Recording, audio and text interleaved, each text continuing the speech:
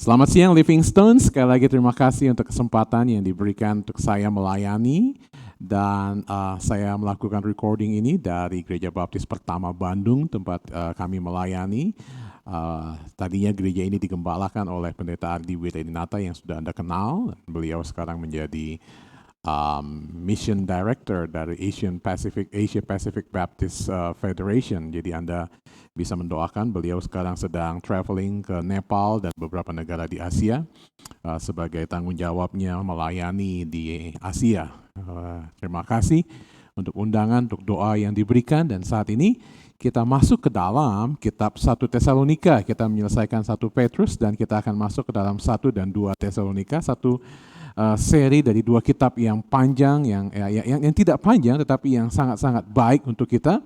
Dan saya ingin mengajak kita semua untuk melihat di dalam judul perubahan hidup yang mendasari pengharapan.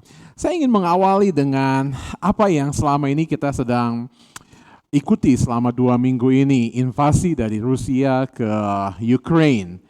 Ada dampak-dampak ekonomi, sanksi ekonomi dan lain sebagainya sudah kita ikuti. Anda di Texas, gasoline $4 per gallon sekarang, luar biasa mahal, dan ada banyak hal yang akan terjadi. Dan 2 juta pengungsi sudah keluar dari Ukraine dan diperkirakan akan sampai dengan 4 juta, dan ada banyak turmoil yang terjadi di dunia ini. Saya baru saja menulis artikel tentang The Day of the Lord, Hari Tuhan, untuk majalah kita Suara Baptis, dan mengupas sedikit mengenai kekhawatiran orang tentang Perang Dunia Ketiga dan akhir zaman.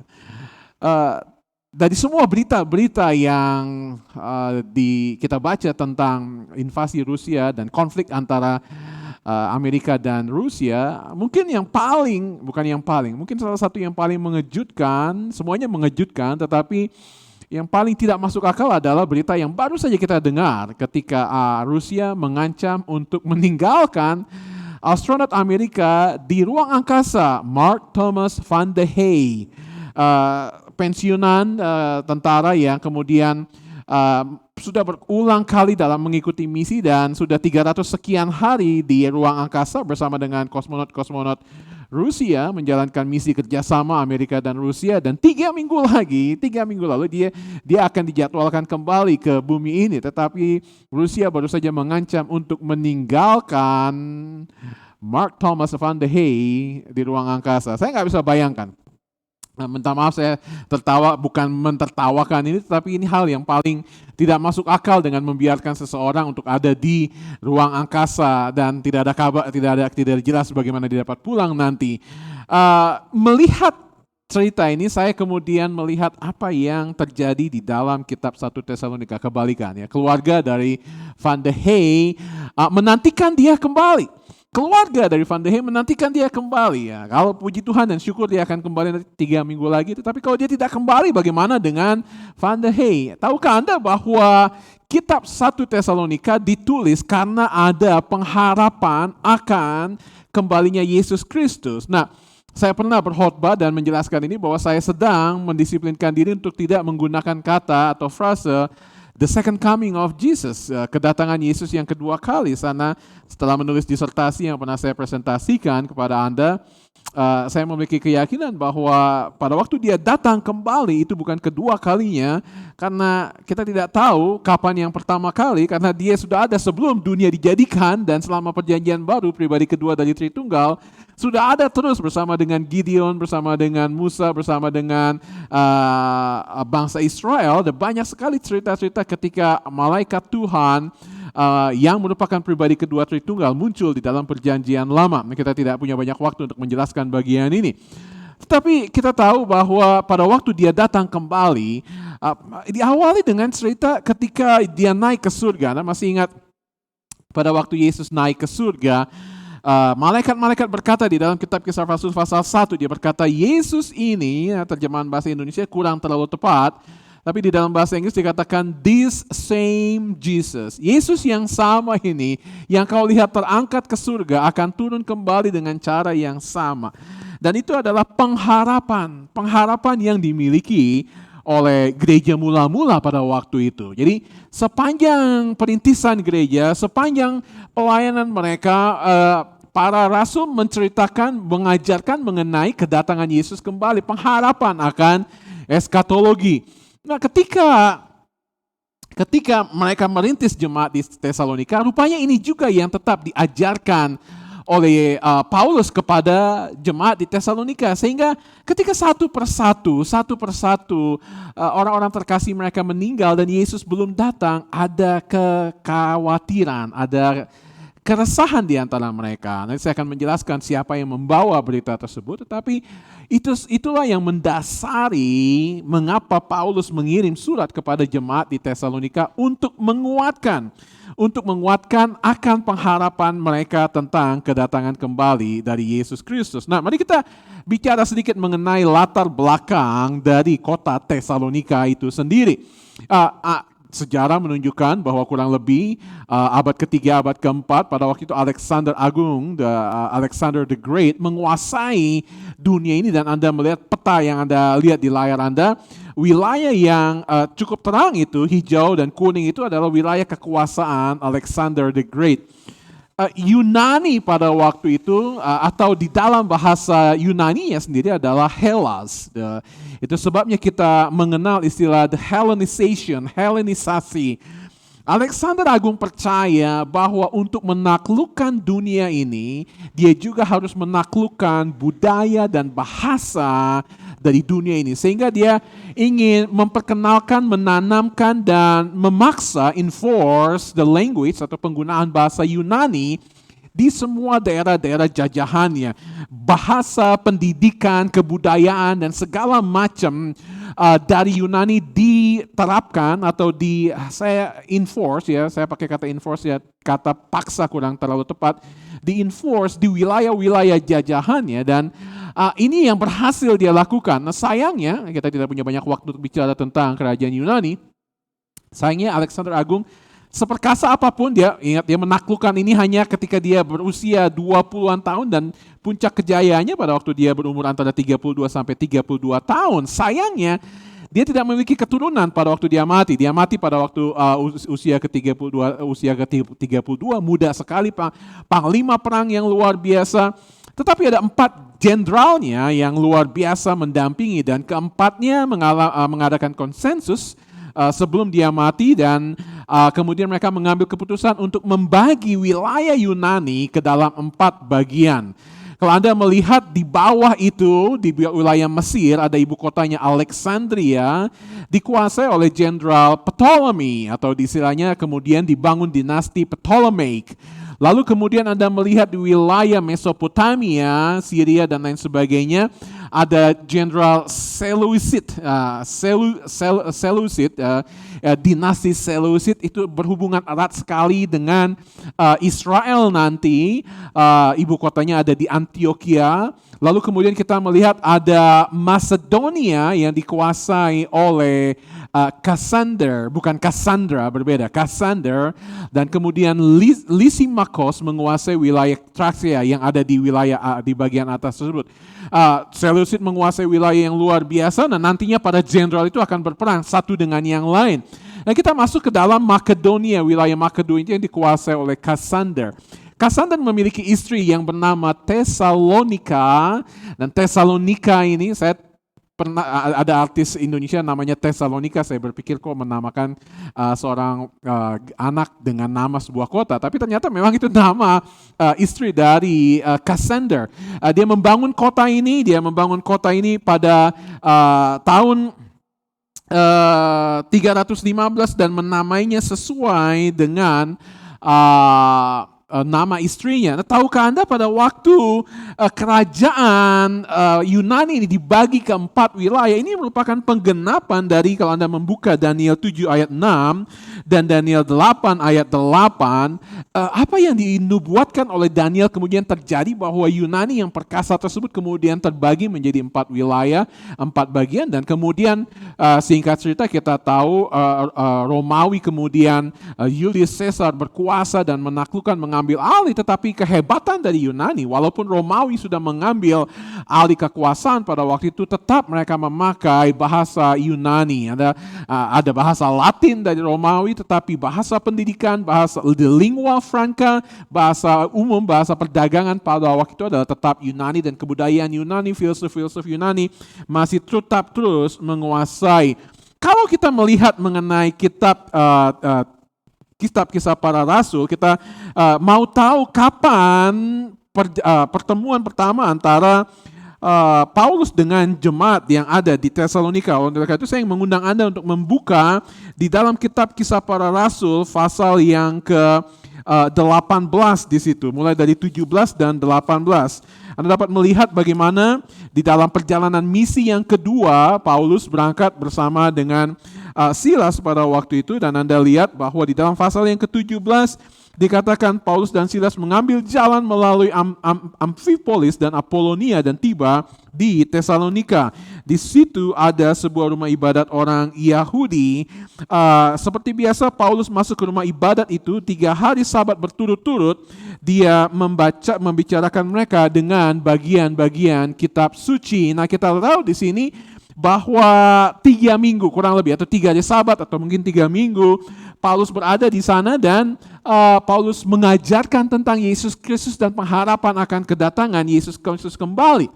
Nanti kita akan bicara mengenai beberapa hal yang sudah saya tuliskan di slide ini, tapi kita tahu ini terjadi pada waktu perjalanan misi Paulus yang kedua, dan kita tahu di dalam pasal 1 ayat 1 surat ini ditulis oleh Paulus, Silvanus atau Silas, bahasa Yahudinya, Silvanus adalah bahasa Yunaninya, dan Timotius, dan semua para sarjana perjanjian baru sepakat bahwa surat ini ditulis antara tahun 49 sampai 51, dan sangat mungkin surat ini ditulis oleh Paulus ketika dia berada di Korintus selama 18 bulan. Pasal ke-18 dari kitab Kisah Para Rasul dapat Anda lihat di situ, ayat 1 sampai ayat 18 dia ada di situ, dan Anda melihat di dalam ayat yang kelima dikatakan, ketika Silas dan Timotius datang dari Makedonia, kemudian Silas dan Timotius, Silvanus dan Timotius membawa berita tentang jemaat yang pernah mereka layani di Tesalonika, dan karena itu kemudian di Korintus ini Paulus mengirimkan surat yang kita kenal dengan kitab 1 Tesalonika tersebut. Nah, kembali ke dalam 1 Tesalonika pasal 3 ayatnya yang ke-6, kita tahu bahwa kemudian di Korintus tersebut Paulus menjelaskan bagian ini di dalam 1 Tesalonika pasal 3 ayat yang ke-6. Paulus berkata seperti ini, tetapi sekarang setelah Timotius datang kembali dari kamu dan membawa kabar yang menggembirakan tentang imanmu, tentang kasihmu, dan bahwa kamu selalu menaruh kenang-kenangan yang baik akan kami dan ingin berjumpa dengan kami, seperti kami juga ingin berjumpa dengan kamu. Jadi hubungan yang luar biasa antara kitab Kisah Para Rasul 18 ayat 5 dengan 1 Tesalonika 3 ayat 6 yang menunjukkan, menolong kita untuk memahami mengenai latar belakang penulisan dari kitab 1 Tesalonika ini. Lantas apa yang menjadi tema besar dari 1 Tesalonika dan 2 Tesalonika juga, saya yakini dua-duanya. Kita akan bahas ini selama beberapa bulan ke depan. Tidak diragukan bahwa tema dari kedua kitab ini adalah kedatangan kembali dari Yesus Kristus, atau dalam istilahnya parousia, kembalinya Yesus Kristus. Kita pakai istilah the return of Christ. Disebutkan beberapa pasal menyebutkan dengan jelas, kalau Anda dapat melihat dengan cepat bersama dengan saya di sini. Pasal 1 ayat 10 dia berkata, dan untuk menantikan kedatangan anaknya dari surga yang telah dibangkitkannya dari antara orang mati, yaitu Yesus yang menyelamatkan kita dari murka yang akan datang. Pasal 2 ayat 19 mengatakan, sebab siapakah pengharapan kami atau sukacita kami atau mahkota kemegahan kami di hadapan Yesus Tuhan kita pada waktu kedatangannya kalau bukan kamu. Pasal 3 ayat 13, hampir setiap pasal atau mungkin setiap pasal dia berbicara mengenai kedatangan Yesus. Dia berbicara di dalam pasal 3 ayat 13, kiranya dia menguatkan hatimu supaya tak bercacat dan kudus di hadapan Allah dan Bapa kita pada waktu kedatangan Yesus Tuhan kita dengan semua orang kudusnya. Pasal 4 ayat 13 sampai 18 juga berbicara mengenai the rapture, berbicara mengenai kedatangan Yesus kembali. Pasal 5 ayat 1 sampai 11, pasal ayat 23 sampai 24 juga berbicara mengenai kedatangan. Anda harus tahu bahwa Anda sudah tahu, bukan Anda harus tahu, Anda sudah tahu bahwa ketika Paulus menulis 1 Tesalonika dan 2 Tesalonika atau kitab-kitab yang lain tidak ada pembagian pasal dan ayat. Sehingga kalau Anda melihat 5 bagian ini tersebar di sepanjang surat tersebut, menunjukkan bahwa memang Paulus memiliki penekanan yang kuat tentang kedatangan Yesus yang berikutnya. Saya hampir mengatakan kedatangan Yesus yang kedua kali. Saya harus menegaskan bahwa bukan sesat untuk mengatakan itu adalah kedatangan Yesus yang kedua kali. Hanya saya memilih untuk tidak menggunakan istilah tersebut dari sisi teologis dan dari sisi perjanjian baru, karena kita tahu tidak ada istilah tersebut, tidak ada frase kedatangan Yesus yang kedua kali di dalam perjanjian baru. Nah, pada waktu Paulus menulis mengenai hal ini, dia berbicara mengenai 3 hal di dalam ayat yang ketiga, dan ini luar biasa dan saya akan menjelaskan mengenai hal ini. Dia berbicara mengenai iman, dia berbicara mengenai pengharapan, dia bicara mengenai kasih. Dia bicara mengenai iman, dia bicara mengenai kasih, dan dia bicara mengenai pengharapan. Dia bicara di dalam ayat yang ketiga, dia mengatakan seperti ini. Sebab kami selalu mengingat pekerjaan imanmu, usaha kasihmu, dan ketekunan pengharapanmu kepada Tuhan kita Yesus Kristus di hadapan Allah dan Bapa kita. Nah, kita baru selesai kitab 1 Petrus, beberapa bulan ini membahas kitab 1 Petrus, dan kitab 1 Korintus juga berbicara mengenai iman, pengharapan, dan kasih. Kalau Anda melihat bahwa di dalam kitab Tesalonika, Paulus berbicara mengenai iman, kasih, pengharapan. Di dalam 1 Korintus 13 ayat 13, demikianlah tinggal ketiga hal ini, iman, pengharapan, dan kasih, dan yang lebih besar diantaranya adalah kasih. Di dalam 1 Petrus kita juga baru melihat bahwa ada iman, pengharapan, dan kasih yang dibicarakan oleh Petrus di situ. Nah, kita tahu bahwa Paulus dan Petrus tidak janjian untuk berbicara mengenai ketiga hal ini di dalam surat-suratnya. Tapi saya memiliki keyakinan yang dalam bahwa Roh Kudus yang sama yang mengilhami kedua rasul ini untuk menulis surat-surat mereka. Roh Kudus yang sama memberikan penekanan mengenai ketiga hal yang penting di dalam kehidupan umat Kristen di sini. Dan kita tahu bahwa ketika Paulus mendengar kabar yang dibawa oleh Timotius, tadi kita melihat di dalam pasal 3 ayat 6, kita tahu dia bersuka cita, dia melihat iman, kasih, dan pengharapan, dan ini yang nyata di dalam kehidupan mereka, sehingga kemudian dia berkata ada perubahan hidup yang terlihat nyata dari orang-orang yang ada di Tesalonika di sini, jemaat di Tesalonika. Itu sebabnya saya memberi judul perubahan hidup yang mendasari pengharapan kita. Kita tahu bahwa setelah mereka percaya kepada Yesus Kristus, setelah mereka mendalami ajaran-ajaran Paulus, kehidupan orang-orang yang ada di Tesalonika ini sungguh-sungguh luar biasa. Sehingga kemudian 3 hal yang saya yakini di sini diajarkan oleh Paulus adalah ketika jemaat di Tesalonika memiliki kesadaran bahwa sebagai umat Allah mereka adalah orang-orang pilihan Allah yang dipilih oleh Allah karena dasar dari kasih Allah. Nanti kita akan melihat. Yang kemudian kita tahu bahwa mereka memiliki keyakinan bahwa sebagai pengikut-pengikut Kristus mereka harus menjadi penurut-penurut Allah, dan mereka dituntut untuk menjadi teladan bagi orang-orang lain. Dan yang berikutnya kita lihat ada kerinduan untuk menyaksikan pengharapan yang dari Allah yang akan dibuktikan oleh mereka. Ini iman juga. Jadi kita melihat bahwa ada pilihan, ada penurut, dan ada pengharapan yang didasari oleh segala sesuatu yang menarik di sini. Yang pertama kita melihat bahwa ada kesadaran bahwa pilihan Allah atas jemaat di Tesalonika didasari atas kasih-Nya. Mari kita melihat apa yang dikatakan di dalam ayat yang keempat di sini. Dan kami tahu, hai saudara-saudara yang dikasihi Allah, bahwa Ia telah memilih kamu, sebab Injil yang kami beritakan bukan disampaikan kepada kamu dengan kata-kata saja, tetapi juga dengan kekuatan oleh Roh Kudus dan dengan suatu kepastian yang kokoh. Memang kamu tahu bagaimana kami bekerja di antara kamu oleh karena kamu.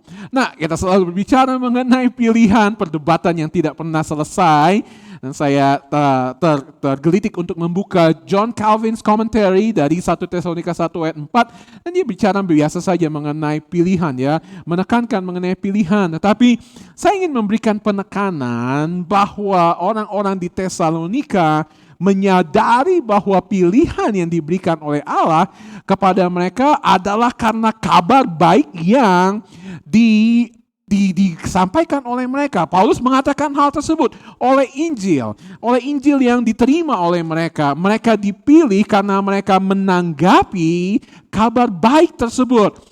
Saya pernah mungkin menceritakan ketika waktu SMA saya melalui sebuah jalan di Gunung Sari, Jakarta Pusat. Dan ada markas besar Angkatan Laut Tentara Nasional Indonesia, dan beberapa saat ada banyak sekali orang-orang muda yang berdiri di situ dan mereka sedang melamar untuk menjadi tentara Angkatan Laut. Ada spanduk yang menyatakan seperti ini, dipanggil orang-orang pilihan dari bangsa Indonesia, orang-orang pilihan. Semua datang dan kemudian mereka masuk dalam seleksi, dan yang terseleksi adalah mereka yang dipilih. Tetapi Anda harus tahu bahwa Indonesia tidak melihat kamu. Mereka mengundang, Departemen Pertahanan mengundang semua untuk datang, dan mereka yang masuk, yang mereka menanggapi, saya juga diundang, tapi saya tidak menanggapi undangan tersebut. Banyak dari Anda mendapat undangan juga mungkin, tapi Anda tidak menanggapi undangan tersebut, dan Anda yang menanggapi undangan tersebut dipilih untuk menjadi tentara Angkatan Laut. Ada kabar baik yang disampaikan, tetapi kemudian Paulus juga berbicara mengenai kekuatan Roh Kudus yang mendasari kasih dan pilihan Allah, yang memampukan mereka untuk menerima kasih dan pilihan Allah tersebut. Dia berbicara mengenai dunamos, kuasa, tetapi kamu akan menerima kuasa, kata yang sama yang dipakai oleh Paulus di sini ketika dia berbicara tentang kekuatan, kuasa oleh Roh Kudus. Dan dia juga berbicara mengenai satu kepastian atau keyakinan yang kokoh. Kata kepastian itu adalah kata, kalau Anda melihat terjemahan bahasa Inggris, adalah assurance, keyakinan yang sungguh yang dimiliki oleh orang-orang di Tesalonika pada waktu itu. Sehingga kita tahu bahwa ketika mereka meyakini akan Injil yang mereka terima, dan ketika mereka mendengar tentang Roh Kudus dan mereka menerima Roh Kudus, dan Roh Kudus itu yang menguatkan mereka sebagai orang-orang pilihan, orang-orang yang dikasihi oleh Allah, mereka kemudian juga akhirnya menerima segala sesuatu dengan keyakinan yang penuh, keyakinan yang kokoh. Di dalam bahasa aslinya kokoh di situ adalah penuh, keyakinan, the full assurance, keyakinan yang penuh tentang apa? Keyakinan yang penuh tentang Injil tersebut, keyakinan yang penuh akan kuasa dari Roh Kudus, keyakinan yang penuh tentang pengharapan yang akan mereka terima nanti ketika mereka bertemu dengan Bapa di surga. Itu sebabnya saya mengatakan bahwa di dalam kedua ayat ini sungguh jemaat-jemaat di Tesalonika dilihat oleh Paulus sebagai orang-orang yang dikasihi oleh Allah dan dipilih oleh Allah. Dan saya ingin mengatakan ini kepada Anda sekalian. Mungkin pada siang hari ini ada di antara Anda yang sedang meragukan kasih Yesus Kristus. Mungkin siang hari ini ada di antara Anda yang sedang meragukan perjalanan Anda bersama dengan Kristus. Anda sedang melihat segala situasi yang terjadi, dan mungkin investasi Anda sedang turun, mungkin usaha Anda sedang ambrol, mungkin masalah dalam keluarga Anda sedang tidak baik, dan ada banyak hal yang kemudian tadinya mendorong Anda untuk tidak hadir di dalam Indonesian Academy saat ini, tetapi karena dorongan Roh Kudus Anda ada di sini. Saya ingin menguatkan Anda dengan mengatakan, tahukah Anda, setiap Anda sama dengan saya, bahwa kita adalah orang yang dikasihi oleh Allah, beloved of God. Orang-orang yang dikasihi oleh Allah. Kata kasih tersebut adalah kata yang menunjukkan kata kerja yang dilakukan secara terus-menerus oleh Allah sebagai bagian dari penyataannya kepada diri Anda, bahwa ketika Anda dipilih, Anda tidak mungkin tidak dikasihi oleh Allah. Anda yang dipilih, Anda pasti akan terus-menerus dikasihi oleh Allah. Dan saya yakin karena pilihan Allah atas Anda, karena kasih Allah atas Anda, Anda mampu untuk dapat terus-menerus berjalan bersama Dia dan melakukan segala sesuatu, melalui segala sesuatu yang menjadi pergumulan dalam kehidupan Anda saat ini. Kita hidup di tengah-tengah situasi yang tidak menguntungkan saat ini. Kita tahu bahwa seberapa besar NATO berusaha untuk menjaga untuk tidak terlibat dalam perang global di Ukraine. Kita tahu bahwa Rusia selalu memancing-mancing dan mengharapkan ada yang lebih besar lagi terjadi. Dan tadi pagi saya baru membaca, pagi waktu kami di sini, membaca lagi bahwa akan sangat mungkin terjadi global conflict atau global chaos yang terjadi, dan it is inevitable, sangat tidak dapat dihindari lagi. Dan ketika kita melihat bahwa akan ada banyak dampak kepada ekonomi kita, kepada pekerjaan kita, kepada usaha kita, dan mungkin kepada, kalau terjadi perang nuklir suatu saat, terjadi kepada lingkungan, kepada udara yang kita hirup saat ini, kita akan melihat bahwa kita hidup di dalam masa-masa yang sulit, tetapi kita tahu bahwa kasih Allah tidak akan pernah meninggalkan kita, tidak dapat memisahkan,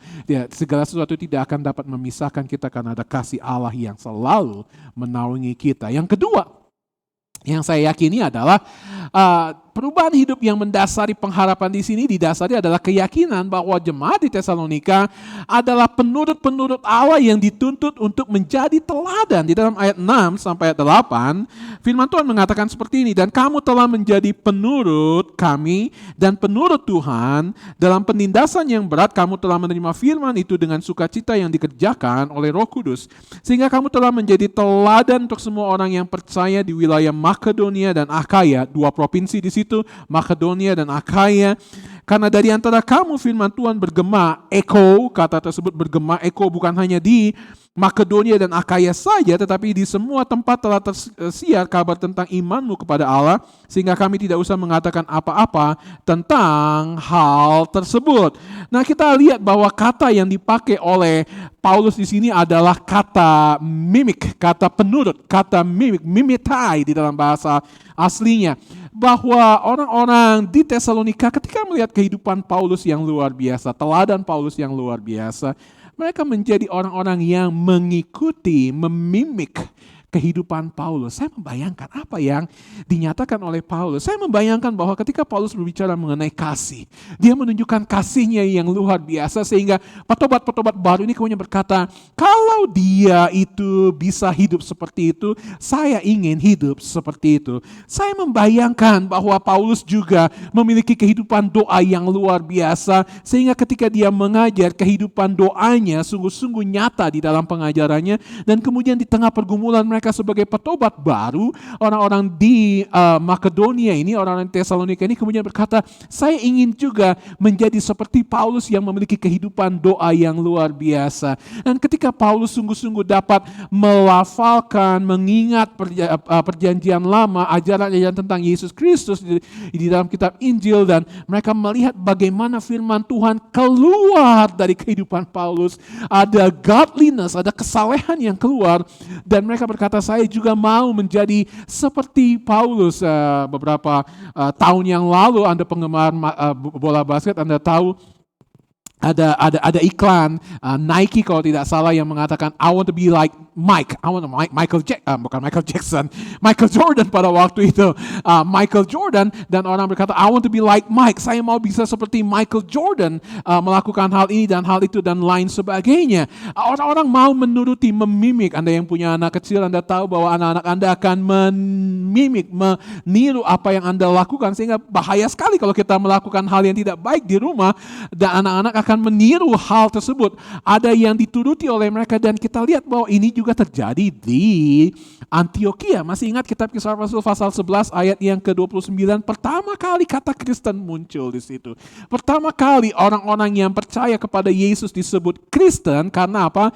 Karena mereka diejek, mereka memiliki kehidupan yang mengikuti kehidupan Kristus. Mereka dikatakan Kristus kecil, orang-orang yang meniru kehidupan Yesus Kristus.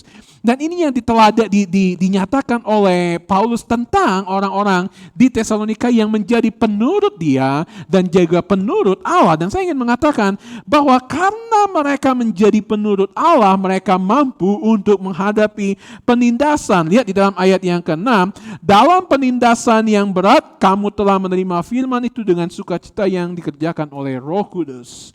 Karena mereka meniru Yesus, mereka meniru Paulus, mereka pun mampu untuk menghadapi penindasan. Dan Anda tahu bahwa Yesus sudah mengalami penganiayaan, Paulus pernah mengalami penganiayaan, dan ketika jemaat di Tesalonika juga menghadapi penganiayaan, penindasan, mereka pun berkata kalau Yesus mengalami hal tersebut, kalau Paulus sudah melalui hal tersebut, tentu kami kalau menuruti keduanya, kalau memimik keduanya, kami pun dapat melalui penderitaan tersebut. Tadi saya mengatakan bahwa pasti ada di antara Anda yang sedang mengalami pergumulan yang berat, penderitaan yang berat.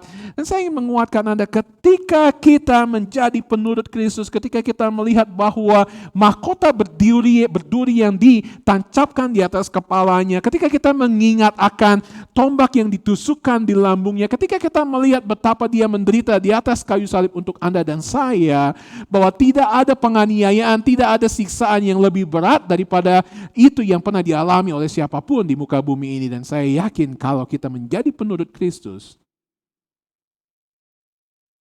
kesesakan apapun, penganiayaan macam apapun, kesusahan macam apapun yang Anda alami saat ini, dapat Anda alami. Dan ayat kesukaan saya, Filipi 3 ayat 14, segala perkara dapat kutanggung di dalam Dia yang memberikan kekuatan kepadaku. Segala kesusahan, segala penganiayaan, segala macam penindasan, segala macam tekanan dari pimpinan Anda di kantor, segala macam ridicule yang Anda hadapi di dunia kerja Anda, segala macam apapun dapat kutanggung di dalam Dia yang memberikan kekuatan kepadaku. Dan itu bukan saja dikatakan oleh Rasul Paulus, tetapi jutaan orang Kristen sudah mengalami. Dan saya yakin saat ini ketika Anda sedang berbeban berat, lihat ayat itu dan katakan, Tuhan, kekuatan darimu yang aku perlukan saat ini. Dan yang berikutnya dia berbicara mengenai teladan. Ayat yang ke-7 dia berkata, sehingga kamu telah menjadi teladan untuk semua orang yang percaya di wilayah Makedonia dan Akhaya. Kata teladan di dalam bahasa aslinya memiliki makna yang sangat dalam. Kata ini adalah kata tupos, yang kemudian kita pakai dengan kata type, ya, pola, pattern, cetakan untuk membuat figur, untuk membuat patung, untuk membuat souvenir, untuk membuat koin. Ketika mereka ingin membuat koin, mereka harus membuat satu cetakan yang baik sekali. Anda pernah pergi ke Flower Mount dan pernah melihat percetakan uang dolar di sana. Anda dapat melihat bahwa ketika untuk membuat satu cetakan aslinya perlu ketelitian yang luar biasa, dan setelah itu segala sesuatunya dihasilkan dari tupos tersebut, cetakan tersebut. Jadi ketika Paulus mengatakan Anda jemaat Living Stones dan saya, kita semua adalah prototype, kita semua adalah cetakan yang akan keluar dari kehidupan kita ketika kita mengajar di dalam Bible study kita, di dalam cell group kita, di dalam Sunday school kita. Ketika kita mengajar, yang keluar adalah orang-orang yang seperti mereka. Beberapa dari Anda pernah mendengar nama Chris Marantika, Dr. Chris Marantika. Gaya berkhotbahnya seperti itu luar biasa, dan dia mengajar di seminari, ada puluhan ribu mahasiswanya yang sudah selesai di situ. Dan saya pernah bertemu dengan beberapa pendeta yang sungguh-sungguh ketika berkhotbah persis meniru dari gaya-gaya berkhotbah dari Dr. Chris Marantika. Cetakannya luar biasa, dan yang lebih luar biasa lagi adalah ada banyak hamba Tuhan yang dihasilkan dari seminar tersebut dan memiliki kepintaran, semangat pengabaran Injil yang luar biasa seperti yang dimiliki oleh Dr. Chris Marantika seperti itu. Dan saya ingin mengatakan kepada Anda bahwa apa yang dikatakan oleh Paulus di sini, ketika mereka menjadi penurut-penurut Allah, mereka menyaksikan kabar baik. Dikatakan mereka sudah menjadi teladan untuk semua orang percaya di wilayah Makedonia, di dua provinsi tersebut. Dan bukan saja di dua provinsi tersebut, tapi dikatakan sudah tersiar kemana-mana. Dan bayangkan, kalau ini dapat dikatakan tentang Living Stones, tentang kehidupan gereja kita, bahwa karena teladan kita, orang-orang di Dallas, gereja-gereja di Texas, gereja-gereja di Amerika Serikat, semua akan melihat ada kehidupan yang luar biasa, teladan kesatuan, teladan kasih, teladan pengabaran Injil yang keluar nyata dari Living Stones in the Fellowship Church. Dan ini yang kita doakan terjadi dalam kehidupan kita. Nah, yang kita lihat juga bahwa di sini Paulus juga berbicara tentang kerinduan untuk menyaksikan pengharapan yang dari Allah dibuktikan dalam kehidupan mereka.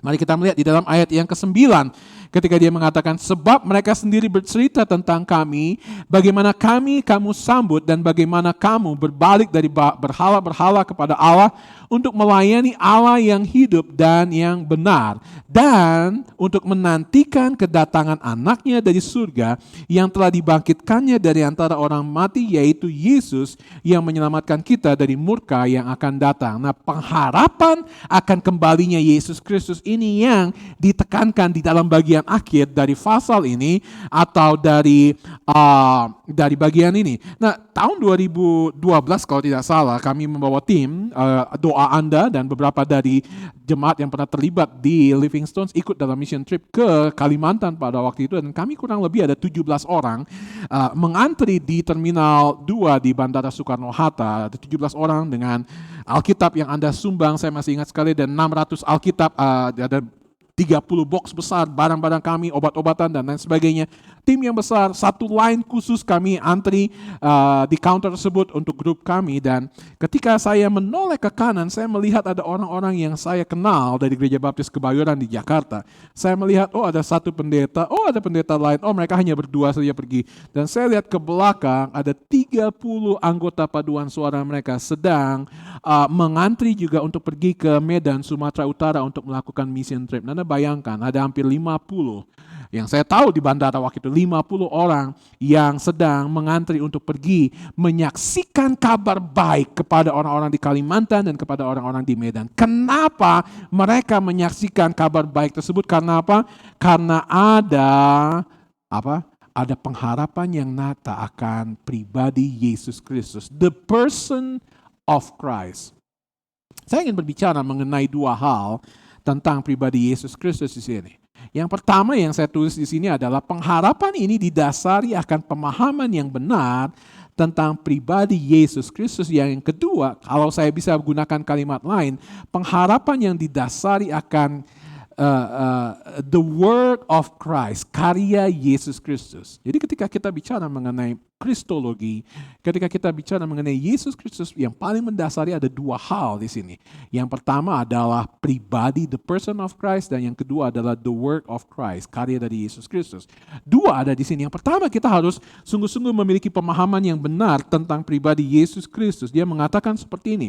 Dia memberikan penjelasan tentang Yesus. Dia tidak sekedar menyebutkan nama Yesus, tapi dia mengatakan seperti ini.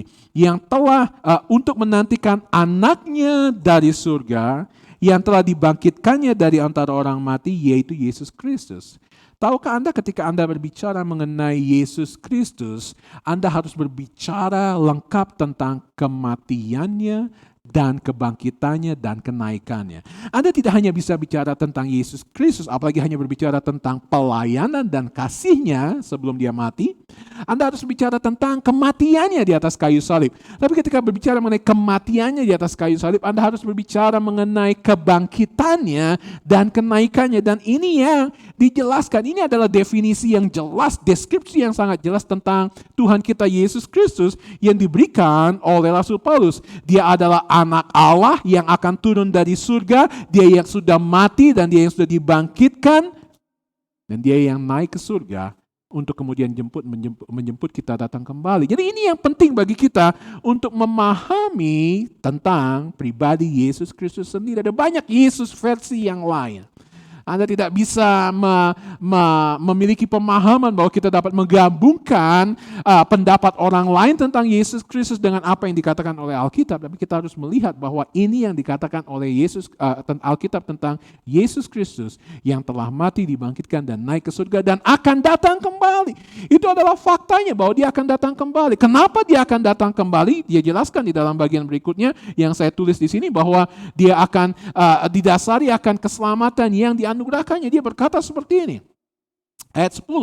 Yang menyelamatkan kita dari murka yang akan datang. Dan jadi berkata bahwa untuk menantikan kedatangannya anaknya dari surga, ada anak kalimat di situ, ada koma dan koma. Tapi kalau Anda mau sambungkan, kalimatnya adalah dan untuk menantikan kedatangan anaknya dari surga yang menyelamatkan kita dari murka yang akan datang. Murka apa? apa yang akan datang. Jadi saya sudah mengatakan bahwa orang takut sekali dengan perang dunia ketiga. Saya juga takut, siapapun yang tidak takut bahwa perang dunia ketiga akan melanda kita. Siapa yang tidak takut akan segala peristiwa yang dikatakan di dalam Matius 24 dan Matius 25, tanda-tanda akhir zaman, kita semua takut.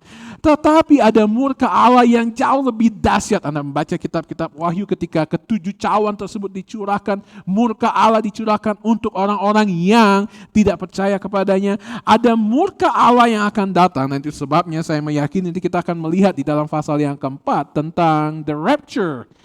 Dia mengatakan di sini yang menyelamatkan kita dari murka yang akan datang. Itu sebabnya saya meyakini, yang pertama keyakinan saya bahwa akan ada kedatangan Yesus Kristus. Yang kedua, sebelum dia datang, kita tahu ada masa kesusahan yang besar, tribulasi yang akan datang. Ada murka Allah yang dicurahkan kepada mereka semua yang tidak percaya. Lebih dahsyat dari apa yang dia curahkan, air bah yang dia curahkan kepada orang-orang pada zaman Nuh. Lebih dahsyat dari api belerang yang turun menghanguskan Sodom dan Gomora. Lebih dahsyat dari segala sesuatu yang pernah dialami oleh orang-orang. Tapi ada murka yang akan datang, dan keyakinan saya adalah kita yang percaya kepada Yesus akan diangkat oleh Tuhan. 1 Tesalonika 4 ayat 13 akan kita lihat. The rapture. Kita ada murka yang akan datang, tetapi kita akan diselamatkan. Kita akan diangkat oleh Tuhan ke surga untuk bersama dengan Dia di sana. Dan ini adalah pengharapan yang nyata ketika kita menantikan kedatangan Yesus Kristus kembali untuk menjemput kita pulang ke surga. 3 hal yang kita lihat di sini. Kesadaran bahwa pilihan Allah didasari oleh kasih-Nya. Pertanyaannya, apakah Anda sungguh-sungguh sedang menikmati kasih-Nya, meyakini kasih-Nya, dan sungguh-sungguh memahami kasih-Nya di dalam kehidupan Anda? Yang kedua, apakah Anda sedang menjadi penurut-penurut Allah, menjadi mimitai, menjadi orang-orang yang memimik Allah, Yesus Kristus, menjadi teladan bagi orang-orang yang ada di sekitar Anda? Dan yang ketiga, apakah Anda sungguh-sungguh menyaksikan pengharapan yang keluar dari firman Tuhan, dari pengajaran Paulus, pengajaran firman Tuhan bahwa suatu saat nanti, apapun yang terjadi dalam dunia ini, apapun yang akan diputuskan oleh Presiden Biden dan Presiden Putin, apapun yang akan dilakukan di Eropa Timur sana, dan kalaupun hal itu terjadi, kita tahu bahwa pada saatnya kita akan bertemu dengan Bapa kita di surga, membuktikan pengharapan yang sudah mendasari perubahan hidup kita.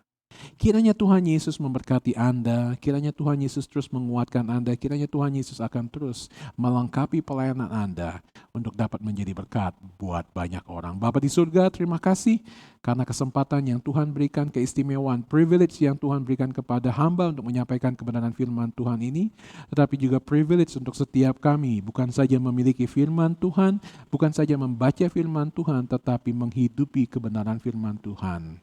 Berkati Indonesian Academy, berkati Living Stones, berkati Pastor Arnold, Tuhan berkati semua staff dan leaders dari gereja kami. Dalam nama-Mu kami berdoa dan mengucap syukur. Amin.